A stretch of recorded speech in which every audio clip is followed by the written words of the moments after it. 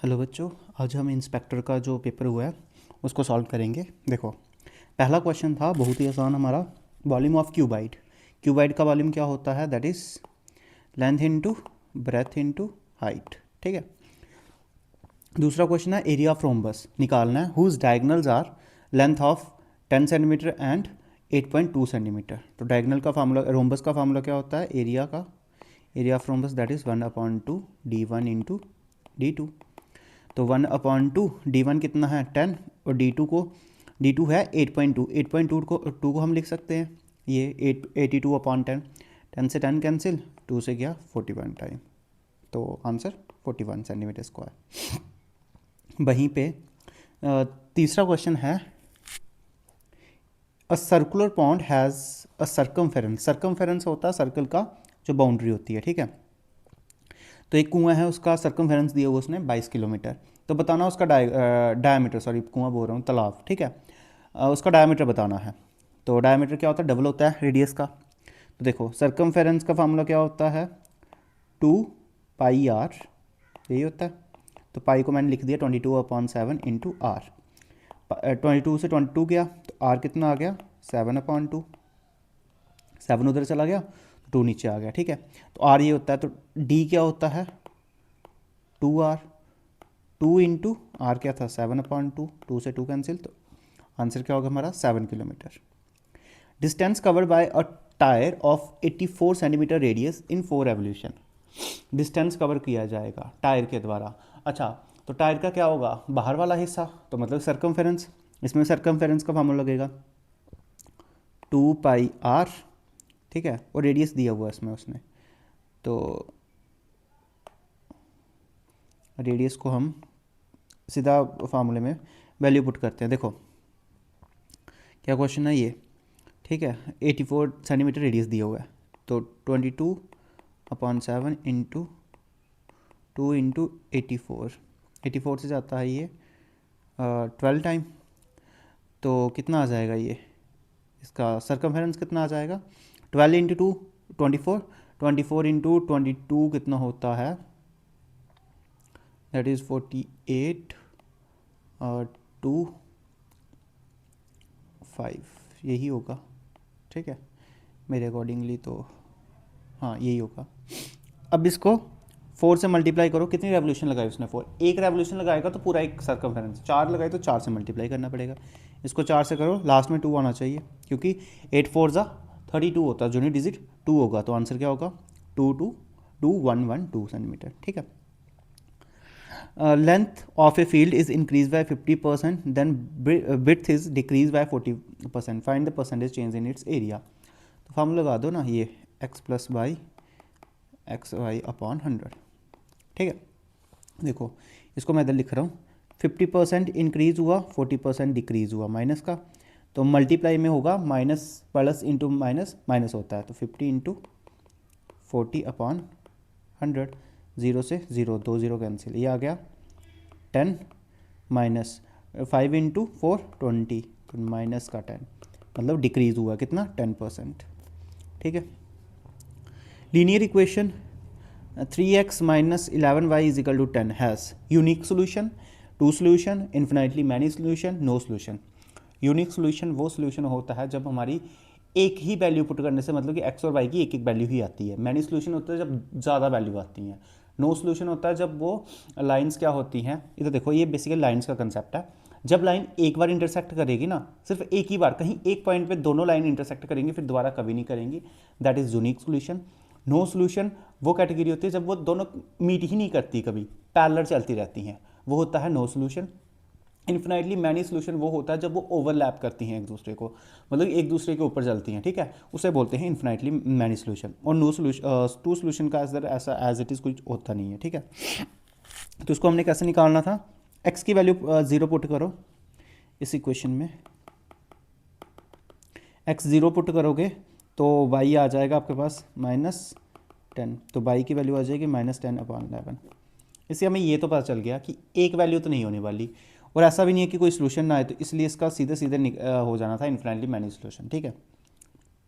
क्योंकि इसकी बहुत सारी वैल्यू निकाल सकते हो। एक्स को 0 पुट किया, वाई को 0 कर लो, एक्स को 1 2 3 करते चलो, निकलते जाएगा, इसका कुछ ना कुछ वैल्यू आएगी, प्लस माइनस कहीं ना कहीं कुछ वैल्यू तो आएगी। जब ये वैल्यू आने लग पड़ी, एक से ज़्यादा वैल्यू आना शुरू हो गया, दैट मीन्स आपका इन्फिनिट मैनी सोल्यूशन है। ठीक है, अब देखो, point lies on a graph of equation 3y(kx + 7), then find the value of k। तो पॉइंट ये होता है x, ये होता है y, तो 3 इंटू बाई की जगह 4 और k की जगह x की जगह 3 + 7, 12 - 7 = 3k, 5 = 3k, k = 5/3, तो 5/3 आंसर।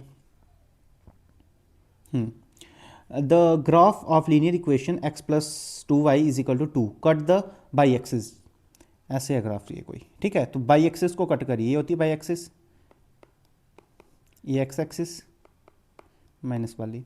जब इसको कट कर रही है तो कहाँ कट कर रही है, बाई पे, तो x की कोई वैल्यू ही नहीं है। जब x की कोई वैल्यू नहीं है तो x क्या होगा, 0। जब x 0 है तो इधर 0 रखो, + 2y = 2, तो y कितना आ जाएगा 1, तो x 0 y 1, सी पार्ट। ठीक है, अब देखो, difference between simple interest and compound interest annually on a certain sum for 2 years is 4%, find the is ₹1, find the sum. तो देखो सिंपल है, ये भी फार्मूला लगा लो। होता क्या, फार्मूला क्या होता है इसका, ये देखो, पहले फार्मूला लिखता हूँ मैं। फार्मूला होता है इसका CI - SI का 2 ईयर का डिफरेंस, P × R² / 10,000।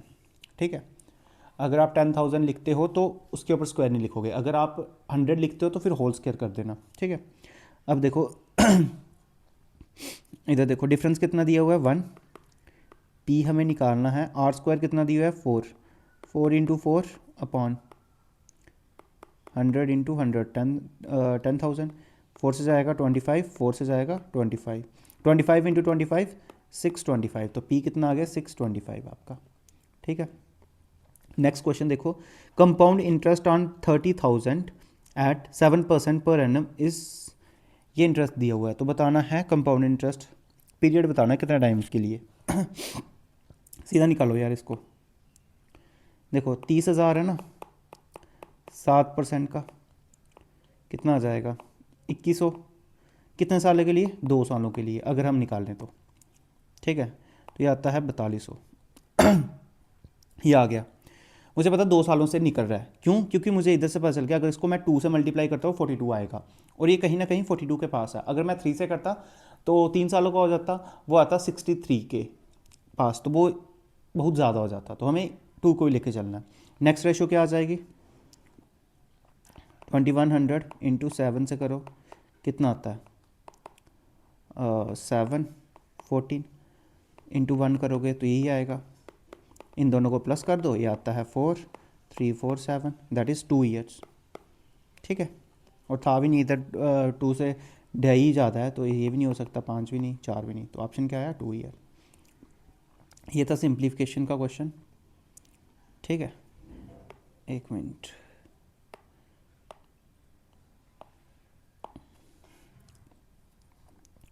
देखो सिंप्लीफिकेशन का पहले ब्रैकेट वाले सॉल्व करते हैं। 72 को डिवाइड करो 60 टाइम, और इन दोनों को प्लस करो, कितना होता है 72 + 60, कितना होता है 132, डिवाइडेड बाय 6 प्लस 20%, 25% को लिख सकते हैं 1/4 × 160, जाएगा 40 से, ये जाएगा आपका किससे जाएगा, ये 22 से, 22 + 40 दैट इज़ 62, तो ये आ गया 62 आंसर।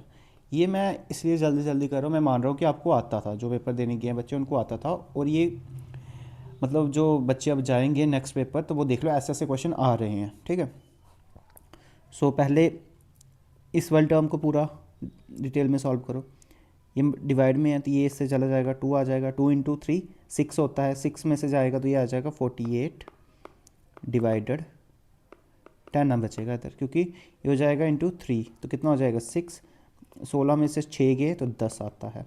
ठीक है, प्लस और डिवाइड में है तो ये कट जाएगा, तो बचेगा 48 + 35%, इंटू ये देखो ये इसको मैं इधर लिखता हूँ, इस पूरे को मैं इधर कर लेता हूँ। कितना बचा था? 48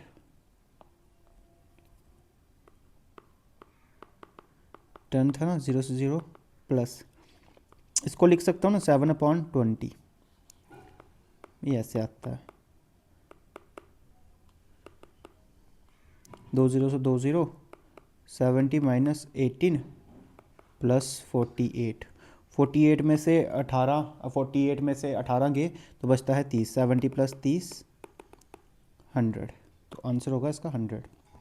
ठीक है, इसका देखो पहले इसको सॉल्व कर लो। 4 8 2 कितना होता है? 14 माइनस का 14 इंटू, इन दोनों को प्लस करोगे तो प्लस का 3 इंटू माइनस का 14 दैट इज़ माइनस का 42। किससे डिवाइड हो रहा है? इस वाले टर्म से। ये क्या होगा? इन दोनों को प्लस मल्टीप्लाई करोगे तो प्लस का 2 आएगा, 2 का प्लस का 2 प्लस 5 कितना होता है? 7 7 इंटू 3 21, 21 को डिवाइड करोगे that is -2, option number D.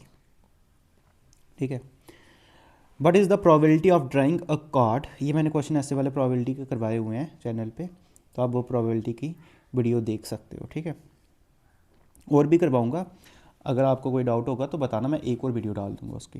ठीक है, what is the probability of drawing a red card or a card with the face king queen or jack from a standard deck of 52 cards? किसकी बात कर रहा है वो? Red cards की। Total cards होते हैं 52, जिसमें से 26 जो होते हैं वो ब्लैक होते हैं, 26 होते हैं रेड। उनमें से भी 13 जो होते हैं वो होते हैं आपके क्लब, और 13 होते हैं स्पेड के। उसमें से जो रेड वाले होते हैं 13 होते हैं डायमंड, 13 होते हैं आपके हार्ट के। ठीक है, तो 26 कार्ड हो गए, उनमें से कोई एक कार्ड निकालना है। टोटल रेड कार्ड 26 होते हैं। ठीक है, उनमें से एक कार्ड निकालना, टोटल कार्ड है कितने? 52। ये होगी एक प्रोबेबिलिटी। ठीक है, ये कंडीशन उसने सेटिस्फाई कर दी इधर तक। आगे लगा आर का मतलब होता है प्लस लगाना। ठीक है, सिंपल सी बात। अ card with the face king queen or Jack. अच्छा देखो, 26 कार्ड्स हैं, हर एक कार्ड में, हर एक मतलब कि जो रेड क्या बोलते से क्लब, स्पेड, डायमंड, जहाँ हार्ट होगा, इन सब में एक एक राजा होता है, एक ही क्वीन होती है, एक ही जैक होता है। तो हमारे पास, हम रेड वाले ले रहे हैं, जब रेड वाले ले रहे हैं तो रेड वाले दो होंगे, जिनके पास दो राजा होंगे, दो क्वीन होगी और दो जैक होंगे। तो टोटल कितने हो गए? 6। 6 में से हमने कोई एक कार्ड लेना है। टोटल है कितने? 52। कितना हो गया ये? 32/52। 4 से जाएगा 8 टाइम, 4 से जाएगा 13, तो 8/13 डी पार्ट। ठीक है, श्योर इवेंट जो पॉसिबिलिटी की बात ही ना हो, जहाँ पे जो चीज़ होनी ही होनी है। जैसे मान लो कोई भी जो कुछ भी, जैसे लाइक आज बारिश का मौसम था तो बारिश होनी ही होनी है, पक्का 100% श्योरिटी है उसकी, तो हो गई। ठीक है, अब जिसका ग्रेटर देन ये होता है श्योर इवेंट, जिसकी पक्की श्योरिटी हो। ठीक है, सटन इवेंट भी बोलते हैं इसको, ये भी बताया हुआ है मैंने उस पर अपनी वीडियो में। But is the probability of getting a number greater than 6 on die? क्या 6 डाई पे 6 से ज़्यादा नंबर आ सकते हैं? बिल्कुल भी नहीं आ सकते। डाई पे होता है 1 2 3 4 5 6 तक, उससे ज़्यादा आने की प्रोबेबिलिटी है ही नहीं, इम्पॉसिबल इवेंट है वो। ठीक है, ये होता है श्योर, वो होता है इम्पॉसिबल इवेंट। इम्पॉसिबल इवेंट 0 होता है और श्योर इवेंट 1 होता है, जब इन दोनों को मिलाते हैं, possible event plus impossible event, तो इन दोनों की प्रोबेबिलिटी टोटल निकल के आती है 1, क्योंकि ये होता है 1 और ये होता है 0। तो ये क्या हो जाएगा? जिसकी श्योरिटी है कि वो चीज़ हो ही नहीं सकती, जो इम्पॉसिबल है। ये हो गया पॉसिबल इवेंट, ये हो गया इम्पॉसिबल इवेंट। ठीक है, तो इम्पॉसिबल इवेंट 0 प्रोबेबिलिटी बताता है। By selling by selling bicycle for ₹2850। ठीक है, a shopkeeper gains 14%। If the profit is reduce then the selling price will be. अच्छा, 2850 की बेची तो उसे प्रॉफिट हुआ है 14% का, तो इसको लिख सकते हैं ना 50, दैट इज़ 57 की बिकी है, हमें निकालनी किसकी थी? 50 की। ये हो गया आपका कॉस्ट प्राइस। ठीक है, अब प्रॉफिट कितना हो गया? रिड्यूस हो गया, कितना? 8%। 8% कम हुआ, दैट मीन्स पहले 14 था, अब 8% हो गया, तो हमें किसकी वैल्यू निकालनी है? 8% की। 8% को हम लिख सकते हैं ना 2/25, मतलब कि 27 की वैल्यू निकालनी है हमें, 25 की दी हुई है। ठीक है, 2 से जाएगा, 57 को 5 से करना, 5 3, ठीक है, 5 से जाता है, 50 इंटू 2 100, 100 इंटू 27 2700। तो ऑप्शन क्या आ जाएगा, 50 इंटू 2 इंटू 27 दैट इज़ 2700। ठीक है।